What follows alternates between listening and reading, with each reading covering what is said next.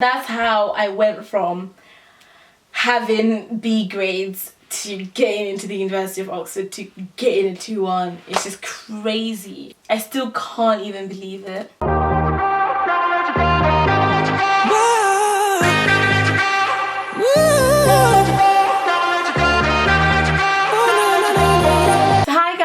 Welcome back to my YouTube channel. My name is Miss VARZ, and if you are a new subscriber, welcome, and if you are an old subscriber, thanks for coming back.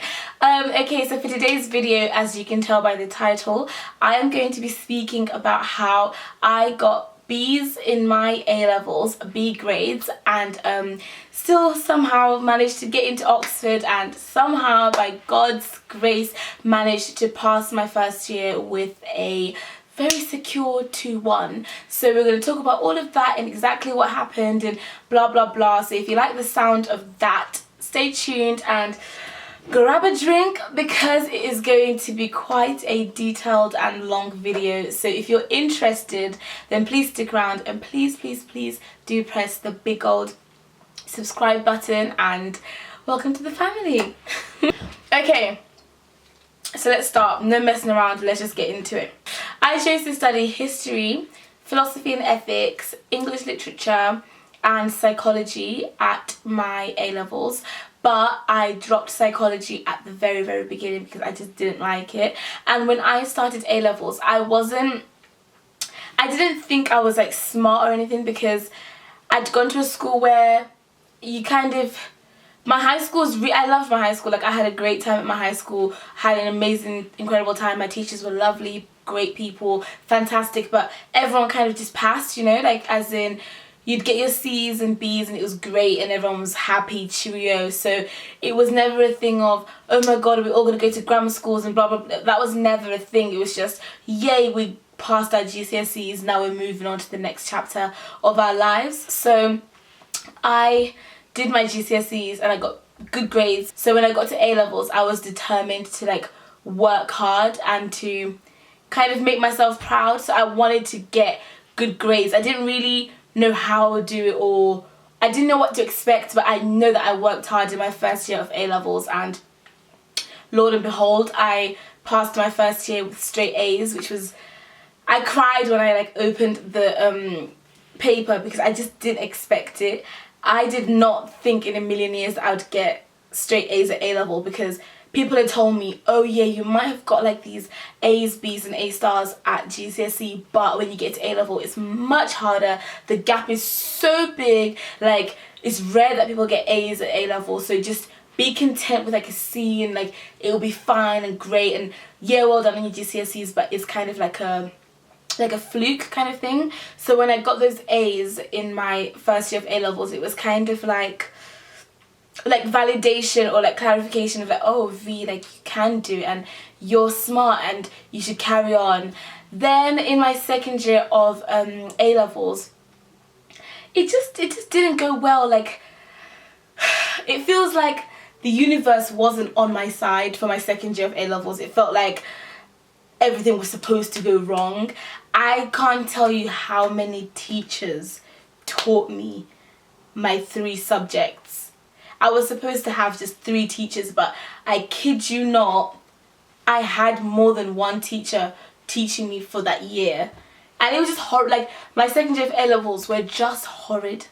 It was just a horrible experience. Like, the teaching just wasn't, I don't know, like, I'm not blaming my teachers. I think they did the best that they could given the school I went to, given the resources that they had. I applaud them because every teacher works hard, and no teachers want to see their students fail, or no teachers intentionally go to do their job and think, I'm not going to make an effort. No one does that. They did the best that they could, but it just kind of felt like no one was there, or no one was like motivating me, or no one was like pushing me, or no one cared.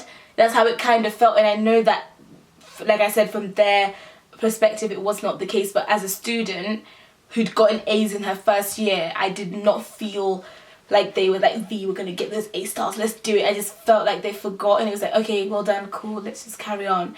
So in my second year of A-levels, one of my teachers for my philosophy and ethics class, he left like he decided to, he was the best person I'd ever had, like he's the best teacher. He decided to leave and like take another job. I had a new one who didn't even like, he was great, but he didn't even teach the subject. He was like a government and politics teacher or something, and they just made him teach my subject because there was no one else that could do it. So he wasn't even, he didn't even know about the subject, but he still taught it to me.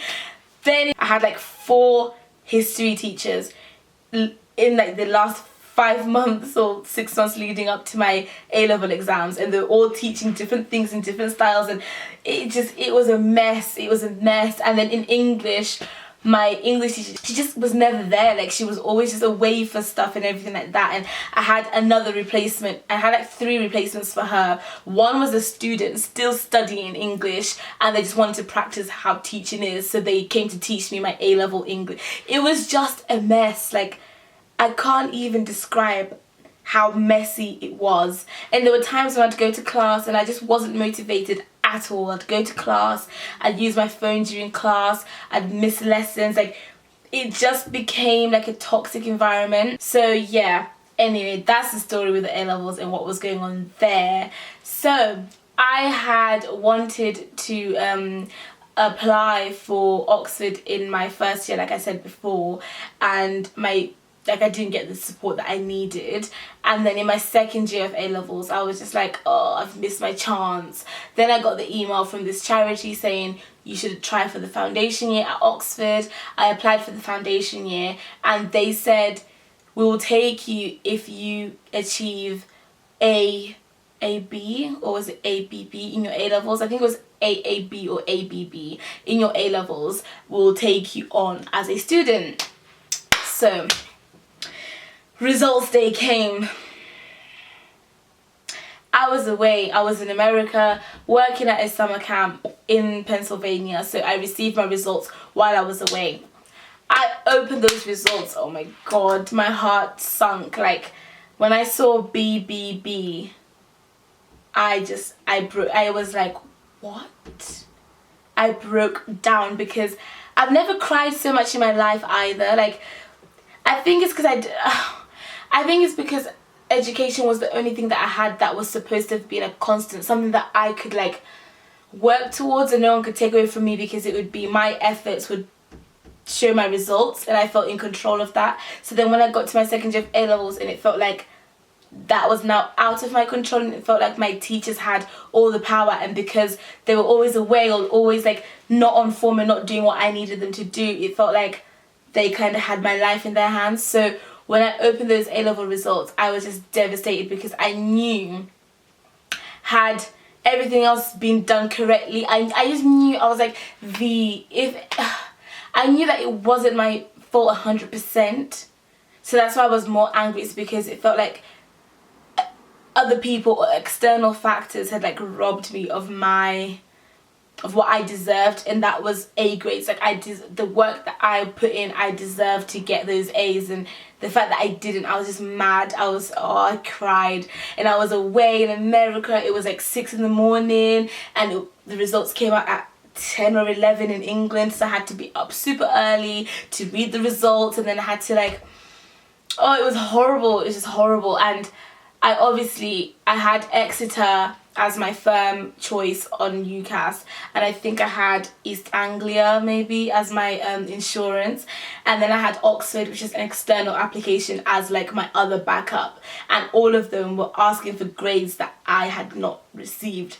So it felt like, oh my god, it's done. I was just like, I was like, it's over, it's finished, it's done. Like, I'm not going to Oxford.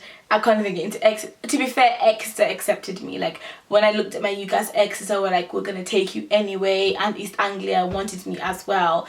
So they didn't care that I'd gotten B grades. I think they just seen my personal statement and my work ethic, and everything else was like great. So they were going to take me regardless, but I'd wanted Oxford now. Like, I had applied for Oxford, I'd been accepted by Oxford, and I wanted them. So when I read my results and I'd missed my offer for the Oxford foundation year, I was just bawling my eyes out. Like, oh, it was just the worst day. It was the worst day. Like, I will hands down always say that that day was the worst, one of the worst days of my life that I'll always remember vividly. the tears that I cried, and I know it's not that serious for some people, it's just grades, but like I said, for me it symbolized so much more. Like, oh my god, I'm gonna get emotional. Oh, why am I so weird? Yeah, like it symbolized so much more to me. It felt like everything I'd worked for. Like I can't even explain it, but opening those results and seeing something that you didn't want and something that you wasn't aiming for or wasn't prepared to get, it's devastating. And yeah, anyway, that happened, and I cried and cried and cried, and then I called Oxford and I was like, guys, I missed the grade offer. Will you still take me? Is there any chance? Do I want me to resit? Like, what can I do to make it onto this foundation year? Because I know that the offers you'd given, the grade offers you'd given me, I have not met that. And it was such a long process. Like, I had to keep calling, and they were saying, we've got to speak to your tutors here. We've got to speak to the tutors at Oxford who do your subject and see what they say.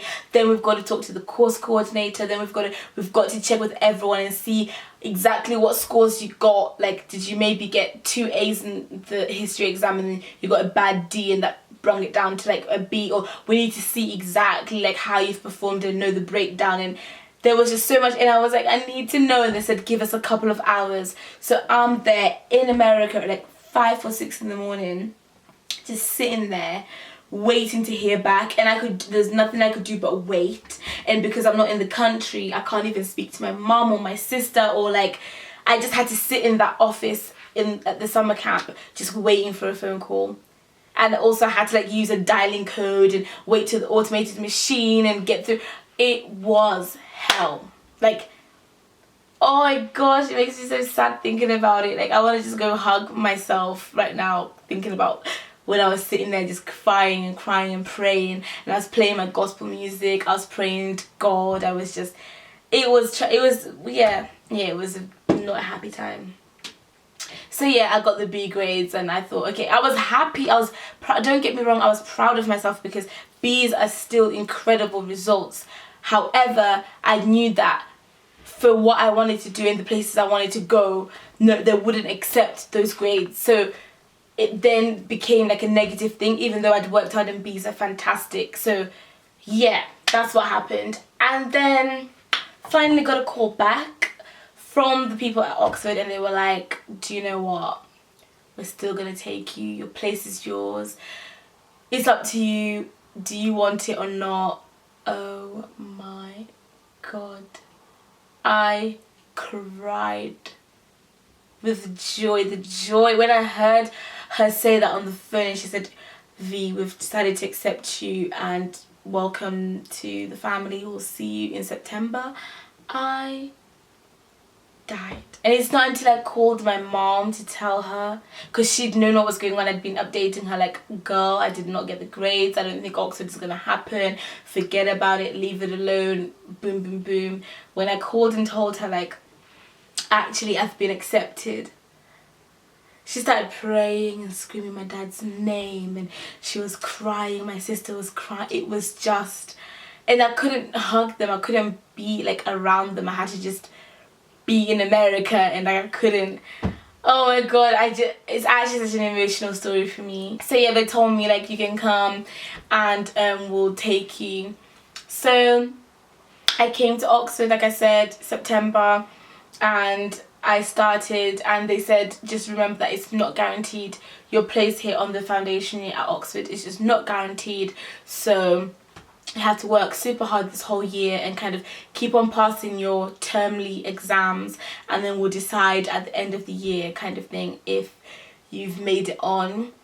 And my god, it was just hell. Like, not hell, but like just the torture of waiting and not knowing, do I have a firm place here? Like, when will I know? So then when the end of the foundation year came, I passed my like final exams and my assessments and stuff, and they said, okay, great, you've got your offer to study here as a real undergraduate. And that's what I've just done this year. I've just worked super hard. I was like, V, you need to get a 2-1 or a first to prove people wrong, because so many people doubted me. Once I got those B grades in my second year of A-levels, I could just tell that people were like, there she is, she's dumb. And people have said it to me. People have called me dumb, like, to my face, and they've said it under my articles, or whenever I have like a TV interview and they mention my grades, people will go and then like kind of say things under the comments and be like, oh my gosh, she's so dumb, why would you let someone into Oxford who's got B grades, why we're lowering the standards. People will say like mean things, but I kind of started to believe it as well. Towards the end, I'd be like, oh V, like, why are you here? Like, you have B's, everyone else, all your peers have like A stars and A's, like, what are you doing here? But passing this first year with a secure 2-1, just like my friends who got into Oxford the normal way, it's just like a big, like, yes sis, you've done it, you can do this, like, you've got it, like, look at you, you've performed well, you're back. Like, now I can like erase that, my bad, what people call bad, my bad grades at A-levels. I can now, they've been erased by like my good grade at Oxford. Like, for me it's like, okay, so I didn't do so well in my A-levels according to other people, but Oxford have just marked my work and said I am performing at a high standard. So that is just like, it's fine, it's like a finally, it's like, yeah, got my validation. That's what happened, and that's how I went from having B grades to getting into the University of Oxford to getting a 2-1. It's just crazy. It's crazy. I still can't even believe it. The point of this video is to say, do not let your grades define you. Your grades do not define you. Everyone earns their grades in different contexts. Some people are child carers. Some people are going through depression. Some people are going through difficult family situations. Some people going to hospital during their... You don't know people's situations. So when you see someone who's got B's at A-levels, or gets a 3rd-class degree at university, or gets a 2, whatever, do not judge people. Don't put people down. You just don't know people's situations or their, like, how those grades have been earned and in what environment. And I'm just happy, super happy. And yeah, I hope that was kind of encouraging for people to just know that you should never give up, because I went from, like I said, I went from missing my Oxford offer to now doing incredibly well in an incredibly difficult institution. So that's all I want to say. I can't wait to write a book one day. Like, this life of mine that I've lived, wow. So thank you so much for everyone who's given me nice comments under my Instagram, everything like that. It means a lot to me, and thanks so